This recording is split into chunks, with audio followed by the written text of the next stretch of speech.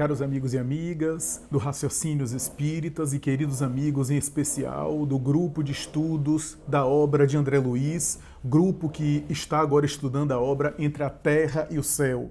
Estamos agora adentrando pelo primeiro capítulo da obra Entre a Terra e o Céu, capítulo intitulado Em Torno da Prece. Como nós dissemos no vídeo a respeito do prefácio, Entre a Terra e o Céu, começa com o prefácio de Emmanuel, e agora a gente entra no primeiro capítulo que se chama Em Torno da Prece. Olha que conexão interessante. Quando a gente fala entre a Terra e o Céu, a gente fala de espaços espirituais, de colônias espirituais, de regiões espirituais, mas aquilo que está entre a terra e o céu, nas mãos do encarnado de uma maneira mais acessível e que é democrático a todos os encarnados, independente do estágio evolutivo, do nível de maturidade, do estado de consciência.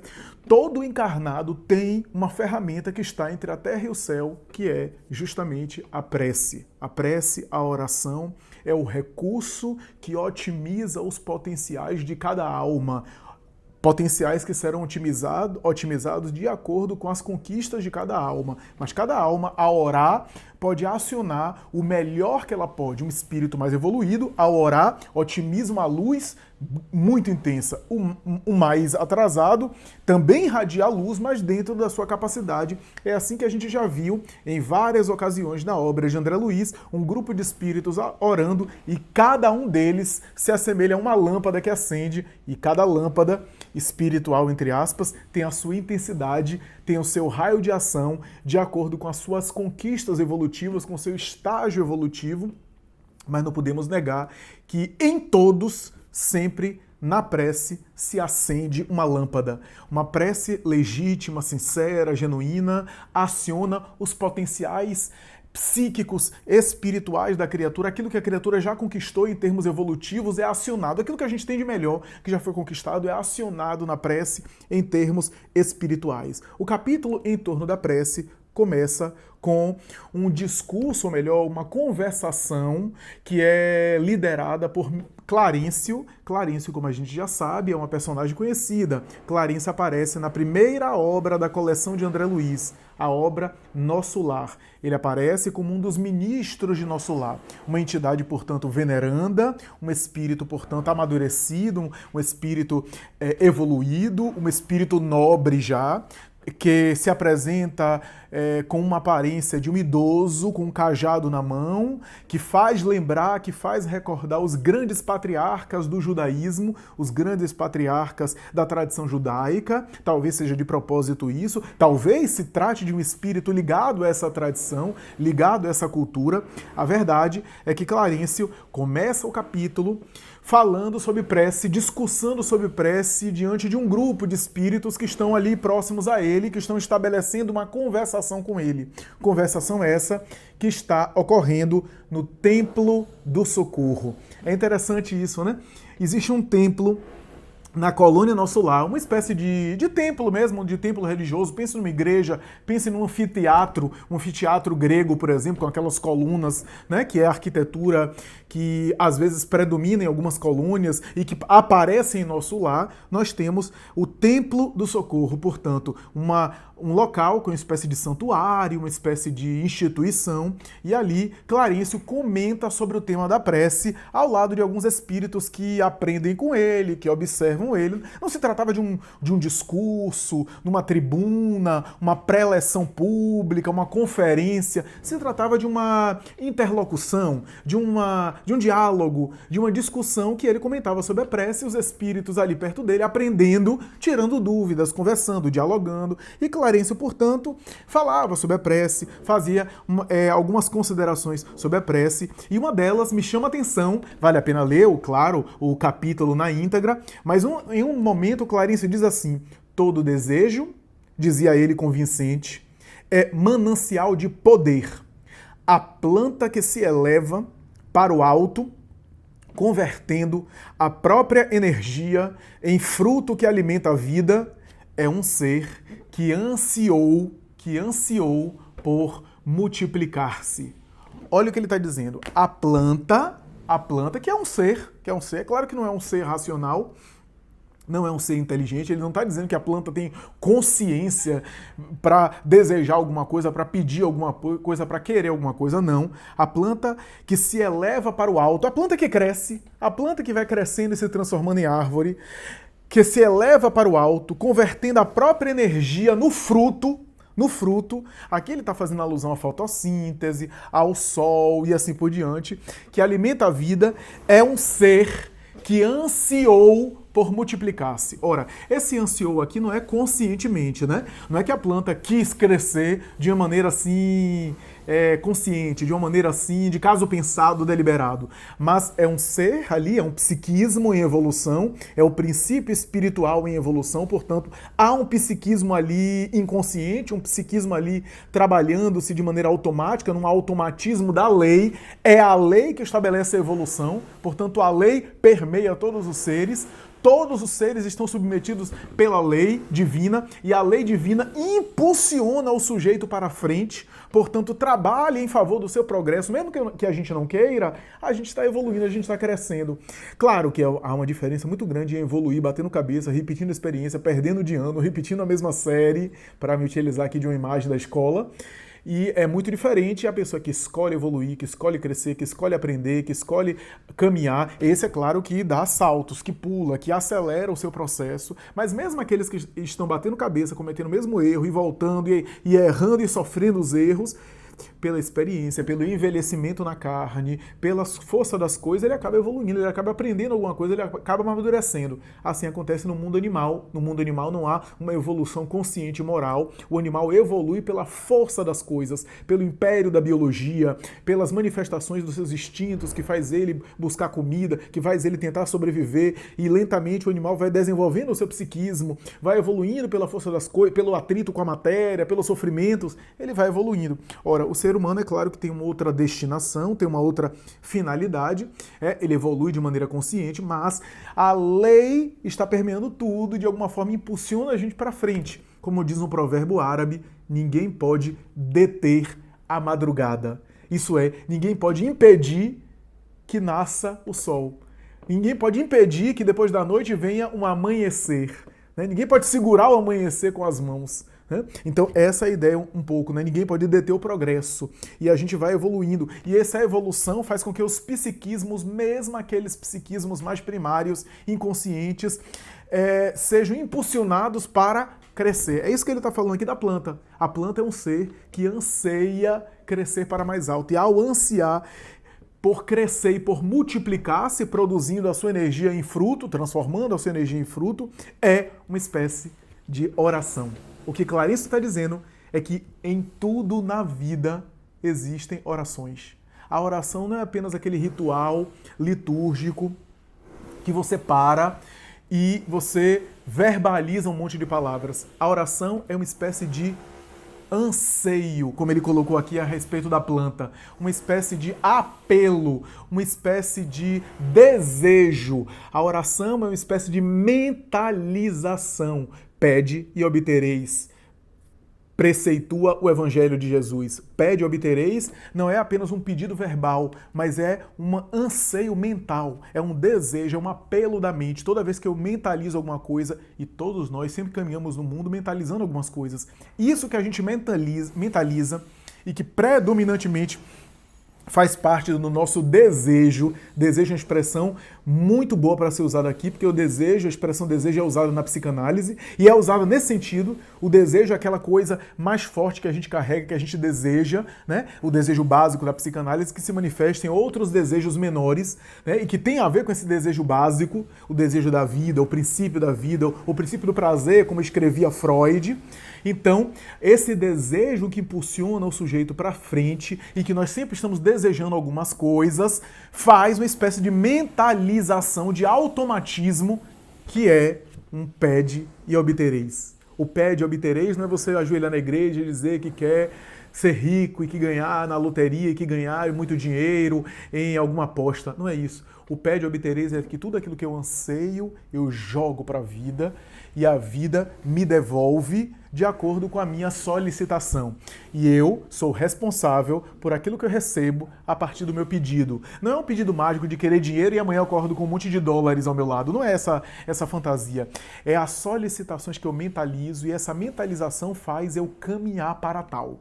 Tudo aquilo que eu mentalizo muito, eu acabo me impulsionando psiquicamente, espiritualmente e, a depender das situações e dentro dos limites da vida material, também materialmente eu acabo sendo empurrado, ou melhor, me empurrando para lá. Essa é a história da oração. A oração, portanto, é o momento em que eu me recolho e esse desejo que eu tenho eu posso direcionar. Seja porque aquele desejo que eu tenho é um desejo que aparece na oração. Se eu tenho um desejo muito grande de melhorar de vida material, é uma espécie de desejo. Não é necessariamente ruim a pessoa querer melhorar, sei lá, a sua condição de vida material, proporcionar uma condição melhor, mas é um desejo bem humano, não é um desejo espiritual. Se eu tenho esse desejo na prece, esse desejo pode aparecer, portanto a prece é um momento que eu me recolho para potencializar esses desejos, para otimizar e focalizar. Eu então, reduzo a paleta de cores, reduzo o raio de ação, focalizo naquele desejo específico e aí intensifico e impulsiono para o universo.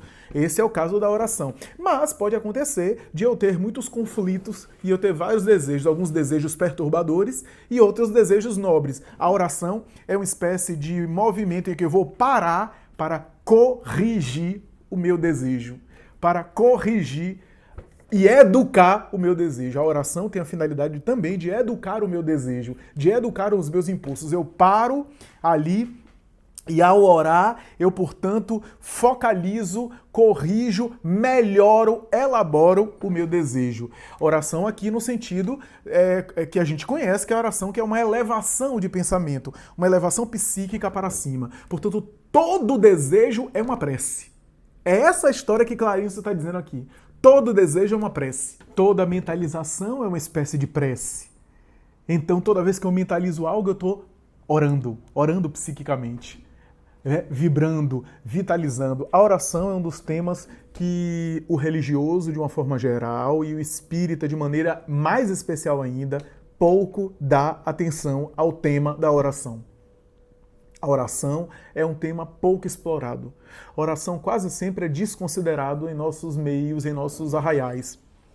A oração é vista apenas como um momento de relaxamento para alguns, ou momento em que o indivíduo vai fazer uma espécie de prestação de contas a Deus, aqui nas religiões, nas tradições religiosas convencionais, onde o indivíduo para falar com Deus, para pedir perdão dos seus pecados, como se diz na linguagem católica e também protestante, e em outros aspectos da vida. Então, nós temos, portanto, isso, a ideia de que a oração vai além desse petitório, etc., mas a oração também é um momento em que eu mentalizo-me mais, onde eu aciono as forças mais profundas da minha alma e desenvolvo. Oração é um tema que pouco é entendido e pouco é explorado por nós espíritas. E eu me lembro como Chico Xavier gostava do tema da oração.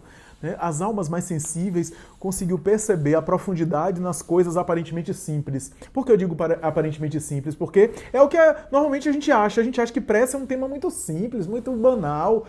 Faça um seminário na Casa Espírita sobre prece e veja quem é que vai. Agora faça um seminário sobre obsessão. Sobre obsessão, para você ver como é que vai encher de gente querendo saber sobre obsessão. E na verdade a prece é um antídoto para a obsessão.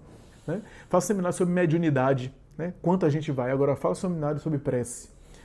As pessoas não se interessam, acham que é banal demais. Pelo contrário. Não é à toa que na obra de André Luiz sempre tem um capítulo sobre prece. Sempre. Todas as obras de André Luiz tem um momento em que há uma explicação sobre prece, uma consideração sobre prece, ou um mentor que faz uma prece e André Luiz descreve os efeitos da prece sobre as pessoas.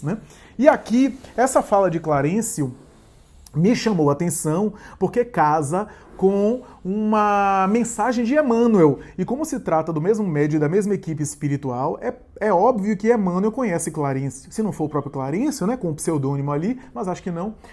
Mas Emmanuel conhece o próprio Clarencio, tem conhecimento do próprio Clarencio, trava contato com o Clarencio. E como existe uma equipe espiritual liderada pelo próprio Emmanuel, fora do corpo, que gerenciava, que administrava, cujo líder era ele, administrava o trabalho mediúnico de Chico Xavier. Essas explicações de Clarencio faz parte do próprio Emmanuel e de outros espíritos que colaboravam com Chico.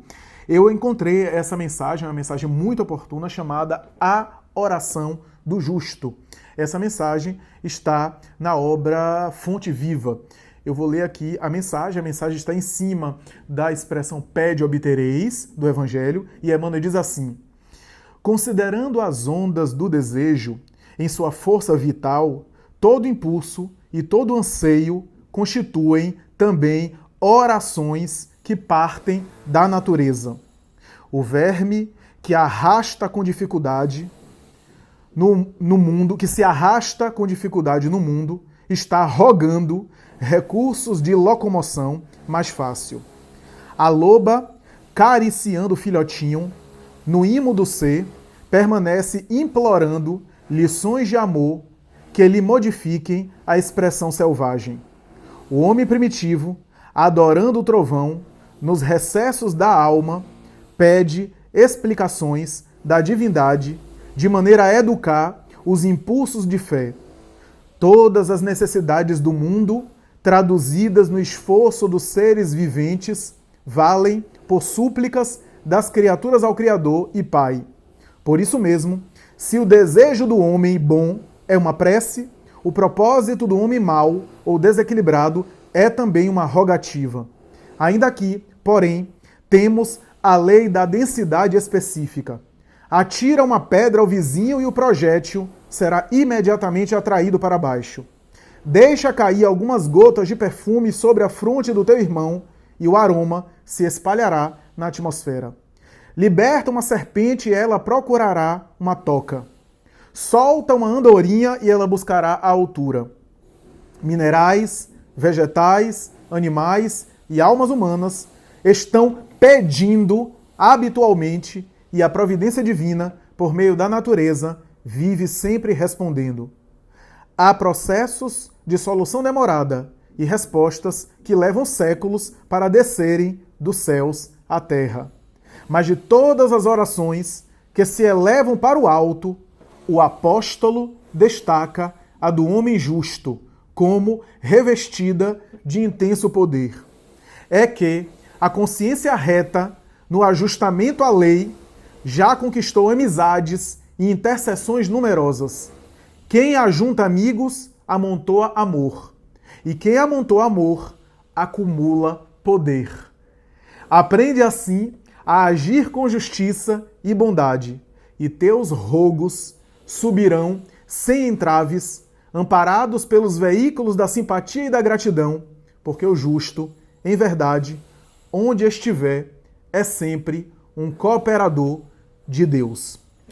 Essa mensagem de Emmanuel ilustra de maneira básica, de maneira essencial, de maneira preciosa, todo o capítulo 1 da obra Entre a Terra e o Céu, do livro Entre a Terra e o Céu. Por quê? Porque logo depois dessas explicações de Clarencio, e a mensagem de Emmanuel que eu li é muito rica, tem muita coisa aqui para a gente considerar, a ideia da consciência reta, ou seja, do homem justo, que consegue levar a sua prece sem entraves, passando pelas regiões mais baixas até as regiões mais sublimes, é um dos temas que é abordado por Clarencio aqui na obra Entre a Terra e o Céu.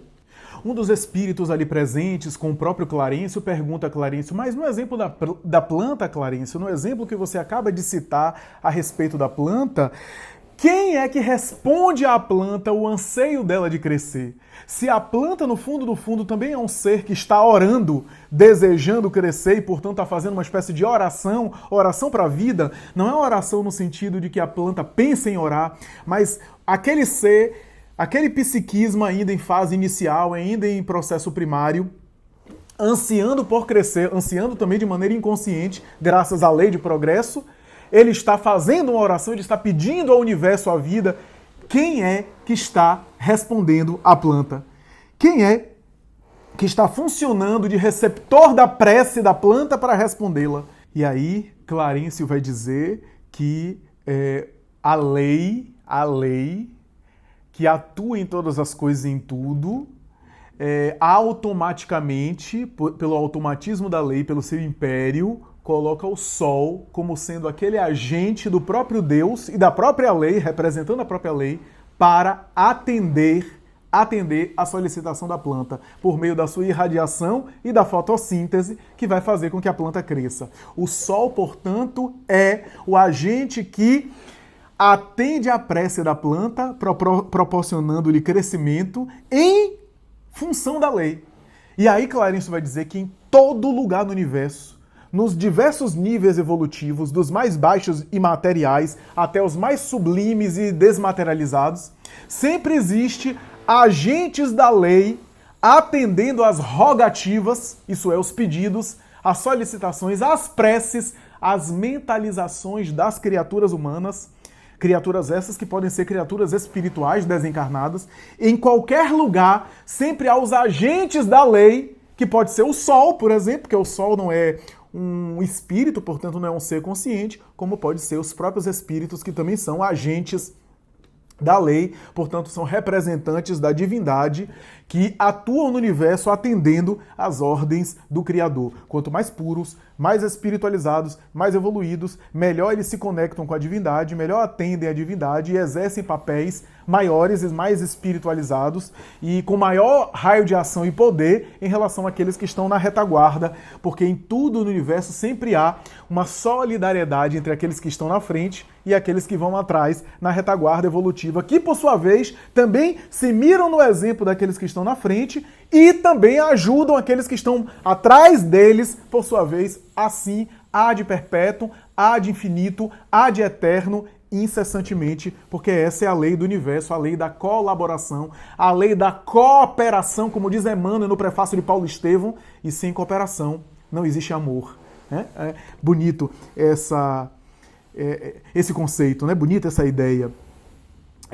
O ser humano, portanto, tem na Terra encarnado preces que ele faz, onde os agentes da lei não é o Sol, são os espíritos que, guardiães da lei, da mesma forma que há no direito humano os guardiões da lei, né? A lei não funciona sozinha. O judiciário humano, por exemplo, não funciona sozinho. A gente tem desembargador, a gente tem juiz, a gente tem advogado, a gente tem defensor, a gente tem promotor de justiça, a gente tem os guardiões da lei que operam a lei e fazem a lei funcionar. No mundo espiritual também tem os guardiões da lei, os espíritos. E quanto mais evoluídos, maior poder eles têm nessa atribuição. E é interessante quando Emmanuel vai falar que quanto mais amor, ou seja, mais evoluído o sujeito é, mais amor ele dá, mais amizade ele conquista e mais poder ele tem. Como esse poder é um poder diferente do poder humano, né, que é capital político, que é articulação política, para eu ter poder, para eu conseguir dominar, para eu conseguir governar. E eu não estou falando aqui do poder político, apenas da política partidária, eleitoral. Estou dizendo que, de maneira geral, na Terra, o poder humano tem a ver com esse capital político, capital simbólico e capital político, onde eu faço articulações, onde eu sou conhecido e conheço, e aí, através das minhas alianças, aí, através dos conchavos que eu faço, eu posso conseguir as coisas que eu tanto quero. Esse é o poder humano, mas o poder espiritual eu faço tanto bem que eu conquisto amizades e isso me dá um capital espiritual de tal forma que eu tenho maior poder. E a minha prece consegue ter um poder maior. Clarencio continua dizendo que qualquer desejo que o sujeito tenha, desejo aqui no sentido daquilo que o indivíduo mentaliza e, portanto, o indivíduo está fazendo uma prece, todo desejo é uma prece, e todo desejo que é acalentado é uma prece insistentemente vitalizada. Mesmo que eu não acalente o desejo, mas eu tenho um desejo dentro de mim, já é uma prece que eu estou vibrando. Por isso que o pede obtereis de Jesus é muito mais profundo do que apenas a ideia de você ir numa igreja, se ajoelhar e fazer um pedido, uma verbalização oral. Não é isso.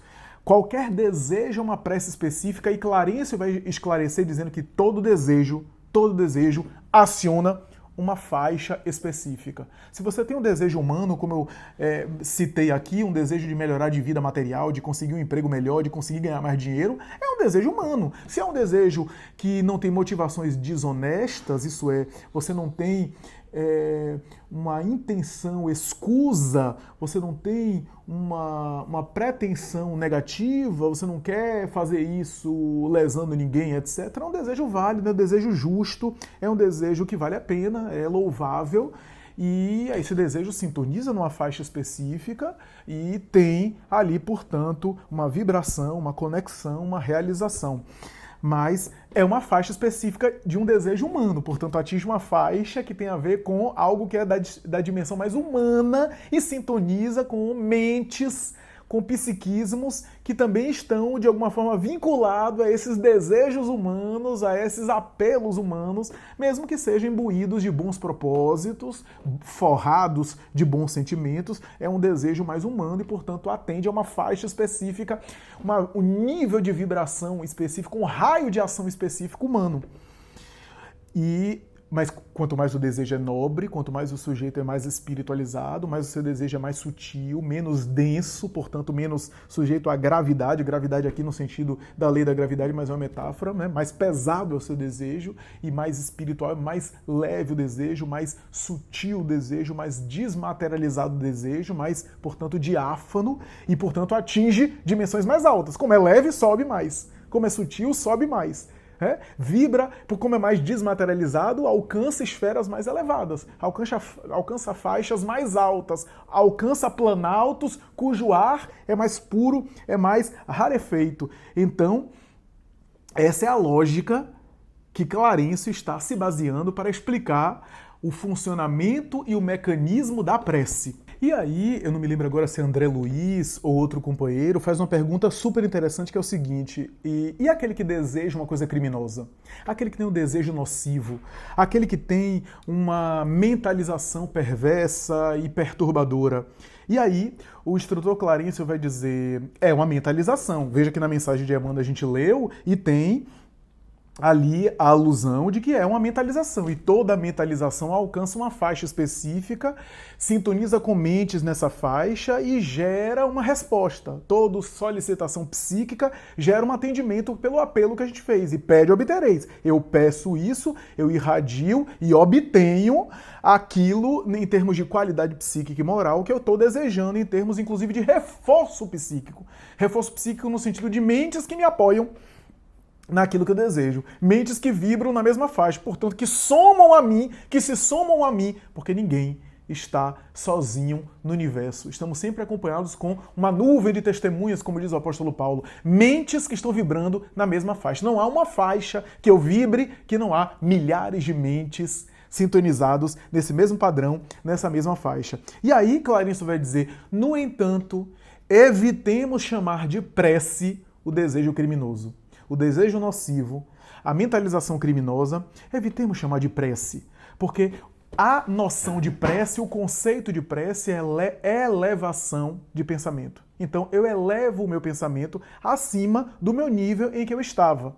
Ou elevo no sentido de me manter no nível harmônico em que eu já me encontrava, ou eu elevo no sentido de melhorar a qualidade dos meus pensamentos, a qualidade dos meus desejos, dos meus sentimentos. Se eu estou fazendo um apelo mental por um desejo criminoso e nocivo, eu não estou elevando o meu pensamento. Né? Eu não estou elevando o meu pensamento para uma coisa melhor. Eu não estou elevando o meu pensamento acima do mundo material. Eu estou rebaixando ele, inclusive, nos níveis mais grosseiros, nos níveis mais densos, ou pelo menos mantendo ali naquilo que é o meu padrão mais inferior, naquilo que é o que eu tenho de mais primitivo, digamos assim.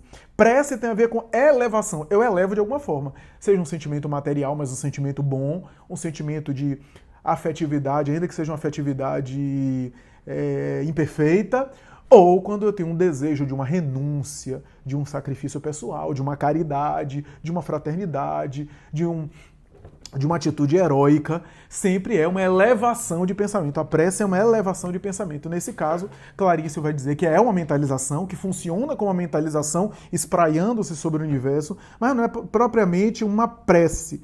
Uma prece. E aí, Clarencio entra por uns detalhes que eu achei interessante quando ele vai falar que toda mentalização tem um potencial de frequência. Tem um raio de ação, tem um potencial que os espíritos ali poderiam examinar. Sabe como você examina, sei lá, o comprimento de uma coisa, o tamanho, a largura ou a altura de alguma coisa, quando você examina essas questões? Pois é, você examina de tal forma que você avalia ali o nível da coisa, você avalia ali como está a situação, você avalia, sei lá, o peso de algum elemento químico, o comprimento de algum raio, né? Como você faz o comprimento da luz, por exemplo, da onda e assim por diante. O raio mental, como é uma matéria mental, expressão do próprio André Luiz e também de Emmanuel, é uma matéria mental, pensamento é matéria. Né? A faculdade de pensar não, é do espírito, mas o pensamento, como ele se manifesta, é matéria, porque gera fluidos, né? Expressão kardeciana, gera vibração, gera irradiação. Então o pensamento sempre é uma matéria mental, portanto, aciona e dispara um raio de ação. E aí, o que Clarencio está dizendo é que esse raio de ação tem um potencial que pode ser medido, que pode ser mensurado. Cada espírito tem um raio de ação, tem uma irradiação particular que lhe é própria, uma irradiação específica e particular, o que é muito interessante a gente pensar sobre isso, essa mentalização de tal forma que gera um raio de ação, e esse potencial tem a ver com as capacidades da alma. E aí, André Luiz escreve que Clarencio fala sobre o princípio da herança. Ele vai dizer, é necessário atinar para os princípios da herança. Que princípios da herança é esse? É o seguinte, nós somos filhos de Deus, então somos herdeiros de Deus, mas a semelhança da criança que não herda o patrimônio do pai biológico imediatamente, só depois, quando ela já estiver madura. Mesmo que o pai biológico morra imediatamente, como a criança é de menor, ela não pode dispor dos bens materiais do pai, sendo de menor, porque juridicamente ela é incapaz. Ela não tem condição de fazer bom uso ou fazer um uso de maneira autônoma, de maneira capaz, de maneira responsável, porque ela é incapaz juridicamente, é uma criança, é de menor. Então, nesse sentido, os bens dela ficam retidos, ficam na conta de algum tutor, de alguma pessoa assim, que administra, até ela ter condição de herdar realmente os bens do pai que faleceu, por exemplo, né? Nessa metáfora da herança humana, né? Da herança material. Da mesma forma, nós somos herdeiros de Deus, mas a gente não dispõe de todos os bens do Criador, de todo o poder que o Criador dispõe para nós agora. Por quê? Porque ainda somos crianças, somos bebês ainda engatinhando, aprendendo ainda a andar a jornada do Espírito, a caminhar a jornada do Espírito, e por isso Clarencio vai dizer que à medida que a alma se eleva, que a alma se aprimora, que a alma amadurece, ela vai assimilando recursos mais profundos da divindade, vai tendo mais poder, mais potencial de ação, e o seu raio de ação aumenta no sentido da prece. Então, à medida que o espírito evolui, ele vai desenvolvendo patrimônio divino que ele pode acionar aí coisas que estão aí difíceis de imaginar em nosso nível evolutivo, né? Por isso que Jesus falava, podeis fazer tudo o que eu faço e muito mais se o quiserdes. Essa expressão do Evangelho de Jesus é emblemática. E aí é importante a gente dizer o seguinte, Allan Kardec, na obra O Livro dos Espíritos e Outros, fala o seguinte, que nós estamos mergulhados numa matéria cósmica, uma matéria que é uma matéria elementar, uma matéria básica de todo o universo, uma matéria primitiva, é a matéria básica do Criador. A partir dessa matéria básica, a matéria-prima de tudo, é que dá origem a todas as matérias que a gente conhece, todo tipo de matéria, todo tipo de elemento material que a gente tem noção, que a gente tem conhecimento. Ora bem, por que eu estou falando disso? Kardec vai dizer que da mesma forma que os peixes estão mergulhados no oceano, nós estamos mergulhados nos fluido cósmico, o nome dessa matéria primitiva. Toda matéria que existe saiu do fluido cósmico. A matéria mais densa nada mais é do que uma modificação das moléculas do fluido cósmico. As matérias mais sutis também, mas tudo tem como base fundamental o fluido cósmico. Jesus, quando transforma água em vinho, quando multiplica os pães e os peixes, ele está mexendo no fluido cósmico para alterar a modificação molecular da matéria a fim de assumir aquelas expressões. Kardec chega a dizer que o veneno e o remédio têm a mesma substância de origem. A diferença está na arrumação molecular, nas modificações e na organização molecular que foi feita, porque a base de tudo é esse fluido cósmico. Essa matéria que a gente não tem acesso, é uma matéria que a nossa química, a nossa física, a nossa ciência não tem nem condição de examinar, não tem nem aparelho, não tem nem tecnologia, nem instrumento para examinar o fluido cósmico. É uma matéria primitiva, portanto não é uma matéria que está na tabela periódica. Os elementos da tabela periódica, afirma Allan Kardec, hidrogênio, azoto, nitrogênio e assim por diante, são elementos já muito modificados, complexados, já desenvolvidos, embora sejam elementos básicos, sejam elementares mesmo, do ponto de vista da química nossa, mas ainda assim é muito complexo, é muito modificação desse fluido cósmico original. Mas por que estamos falando isso? Porque André Luiz disse que esse fluido cósmico é uma espécie de hálito de Deus. Hálito de Deus. Ora, e aqui a gente tem uma coisa importante. Se o pensamento é uma matéria mental, e esse fluido cósmico é a matéria de Deus espalhada no universo, podemos dizer, como diz André Luiz em Evolução em Dois Mundos, que o fluido cósmico é o pensamento divino, o pensamento do Criador que se espalha no universo. O pensamento de Deus, o pensamento de Deus, como hálito divino, está a matéria mental de Deus é o fluido cósmico universal. Esse fluido cósmico é uma espécie de oceano no qual estamos mergulhados, portanto, é o veículo do pensamento, afirma Allan Kardec, também é o Evangelho segundo o Espiritismo, da mesma forma que o som se propaga pelo ar. Então, por exemplo, o som de uma música chega aos meus ouvidos porque o ar traz o som. O ar traz o som. Portanto, o ar é o veículo do som. Kardec vai dizer que o fluido cósmico é o veículo do pensamento. Há pensamentos que fazem barulho, mas quem leva é o fluido cósmico. O fluido cósmico é o veículo. O fluido cósmico é quem encaminha essas expressões. Portanto, é o veículo de condução do pensamento. Então, quando a gente vibra, quando a gente ora, a nossa oração é disparada de acordo com o nosso potencial e quem vai ajudar a encaminhar isso é a matéria cósmica que preenche todo o universo. Mas por que estamos falando isso, Flávio? Porque Clarencio faz uma afirmação que, na verdade, quem não conhece o fluido cósmico não entende essa afirmação de Clarencio. Clarencio vai fazer essa afirmação que, na verdade, ele está não apenas tocando no conceito de fluido cósmico de Allan Kardec, mas está desenvolvendo, está desdobrando os elementos, explicando como é que isso se processa no universo. Olha o que ele diz. As correntes centrais da vida partem do Todo-Poderoso e descem a fluxo, transubstanciadas de maneira infinita. Da luz suprema à treva total e vice-versa, temos o fluxo e o refluxo do sopro do Criador, através de seres incontáveis, escalonados em todos os tons do instinto, da inteligência, da razão, da humanidade e da angelitude, que modificam a energia divina de acordo com a graduação do trabalho evolutivo no meio em que se encontram. Cada degrau da vida está superlotado por milhões de criaturas. O caminho da ascensão espiritual é bem aquela escada milagrosa da visão de Jacó, que passava pela terra e se perdia nos céus. A prece, qualquer que seja ela, é a ação provocando a reação que lhe corresponde. Conforme a sua natureza, paira na região em que foi emitida, ou eleva-se, mais ou menos, recebendo a resposta imediata ou remota, segundo as finalidades a que se destina. Desejos banais encontram realização próxima, perto, na própria esfera em que surjam. Impulsos de expressão mais nobres são amparados pelas almas que se enobreceram. Ideais e petições de significação profunda na imortalidade remontam às alturas. Às alturas. Então, nós temos, portanto, essa ideia. Portanto, as mentalizações são sempre encaminhadas pelo fluido cósmico, que é o seu veículo. É isso que André Luiz está dizendo aqui, quando fala das correntes de energia que vai até o Criador e voltam sempre.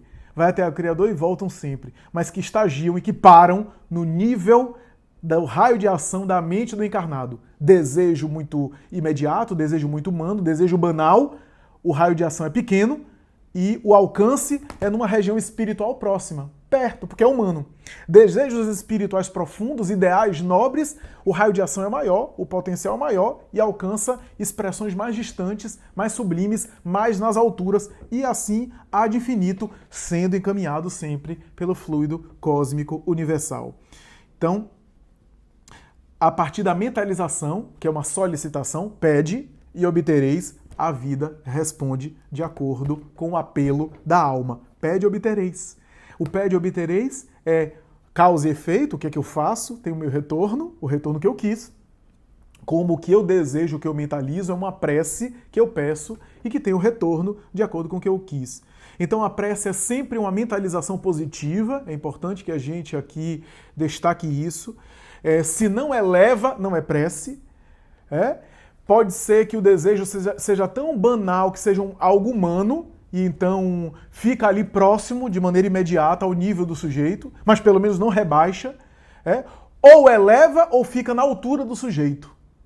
Isso é prece. Um desejo humano do nível do sujeito ou uma elevação que vai acima do nível normal daquele ser humano, que também é uma prece. Por isso que ele diz, paira na região que foi emitida, o meu desejo pode ser tão humano que paira na região em que eu estou, ou eleva-se mais ou menos, recebendo a resposta imediata, humana, ou remota, quando é espiritual, profunda. Isso aqui é também interessante, né? Será que André Luiz está dizendo que os desejos profundos espirituais também a resposta não é imediata, é remota, porque tem a ver com algo que é espiritualmente mais penoso, mais longínquo, mais profundo, que não tem necessariamente uma resposta imediata? É possível que sim, que André Luiz esteja aludindo a isso. Para concluir, gostaria aqui de citar uma experiência de Chico Xavier.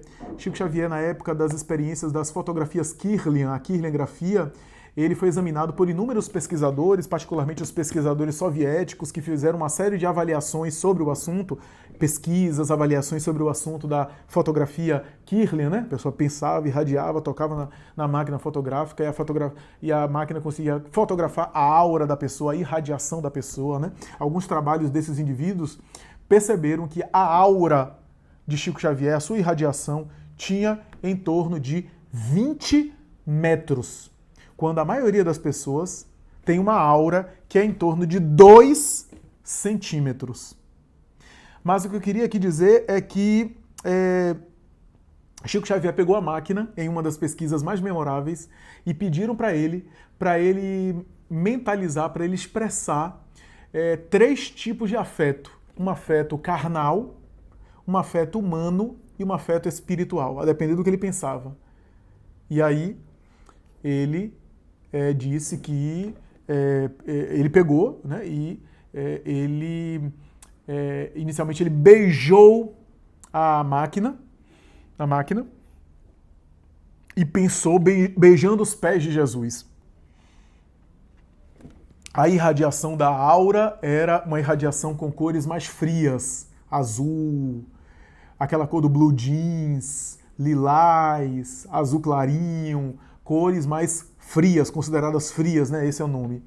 Depois o amor humano, quando ele imaginou, por exemplo, ele beijou e imaginou alguma coisa. Perguntaram a ele, Chico, o que você imaginou? O que é isso? Eu também não vou falar assim, não vou abrir a minha intimidade, brincou, beijou. E eram cores mais assim, em tom mais neutros, mais sóbrios, mais em torno aí do verde, do amarelo e assim por diante. E quando ele pensou no amor carnal, alguém disse, mas Chico, o que é que há? Ele disse, o que é que há? Eu não morri também não, o que é que há? Também tem o meu aspecto próprio, aspecto pessoal, e ele beijou também a câmera e imaginou um amor carnal. E a irradiação era em tom de alaranjado, vermelho, amarelo alaranjado, que são cores mais quentes, né? E ele fez essa experiência para, de alguma forma, ter uma ideia do potencial psíquico, da irradiação, e a depender do meu desejo, até as qualidades da emissão mental, tem cor, tem características e tem cheiro diferente daquelas que são o raio mental no desejo nobre, no impulso nobre, numa mentalização nobre que tem outras características, outras manifestações, outras especificidades. Cada caso é um caso, cada experiência é um caso, e aí a gente tem aí essa ideia registrado pela pesquisa científica, que fala da irradiação psíquica, e da mesma forma que a gente mede hoje no exame de sangue os glóbulos, as hemácias, uma infecção, por exemplo, um vírus no microscópio, uma bactéria, etc., e o tamanho, a densidade, etc. No mundo espiritual, os indivíduos, a depender da sua irradiação mental, o raio de ação é examinado, é estudado, o raio de ação que cada espírito emite. É isso, meus amigos. Espero que tenham gostado. Capítulo 1, Em Torno da Prece. O capítulo acaba quando Clarencio é interrompido por um espírito amigo que chega, que trabalhava naquele Templo do Socorro. O Templo do Socorro é um templo dedicado à prece, né? É importante a gente dizer isso. É uma região dedicada à prece. E ele é interrompido quando o amigo espiritual e funcionário subordinado dele, auxiliar dele, diz a ele que uma amiga e habitante da colônia que está encarnada fez uma prece e a prece atingiu aquele centro do socorro, aquele templo do socorro. A prece atingiu essa amiga que está encarnada, que é habitante de nosso lar, que faz parte da colônia e que reencarnou, estava fazendo uma prece, a prece alcançou aquele templo do socorro, foi recebida por esse auxiliar, que agora apresentava a Clarencio, e o capítulo acaba assim, Clarencio recebendo o pedido da prece para examinar, e esse vai ser inclusive o mote principal da obra, a prece dessa pessoa, mas isso já